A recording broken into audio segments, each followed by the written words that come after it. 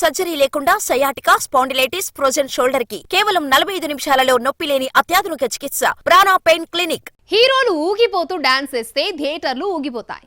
Fast beat ని మించి energetic moments ఇస్తే ఫ్యాన్స్ ఖుషి అయిపోతారు. అలాంటి పాట హీరో కెరియర్ లో గుర్తుండిపోతుంది. వెంకటేష్ కూడా ఇలాంటి పాటతో ముందుకొచ్చాడు. మరీ రెచ్చిపోయిన విక్టరీ వెంకటేష్ ఎనర్జీని చూసేద్దామా? ప్రతి హీరో ఇలాంటి మాస్ సాంగ్ కోసం ట్రై చేస్తాడు. రాజమౌళి చేతులు పడితే మళ్ళీ మాస్ సాంగ్ ఎప్పుడు చేస్తానో తెలియదనుకున్న మహేష్ కుర్చీ మడత పెట్టి ఆ కోరిక తీర్చేసుకున్నాడు. ఎన్టీఆర్ కెరీర్ లో ఇలాంటి సాంగ్స్ చాలా ఉన్నా దేవరలో ఆయుధ పూజ సాంగ్ లో పూనకు వచ్చినట్లు ఊగిపోయాడు.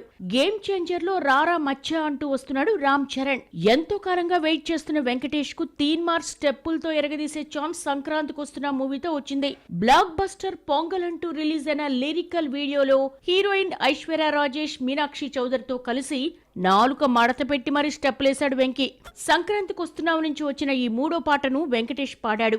అలాగని పాటలా కాకుండా ఫోర్స్ గా 4 మాటలకు రాగాన్ని జోడించి జోష్ తీసుకొచ్చాడు.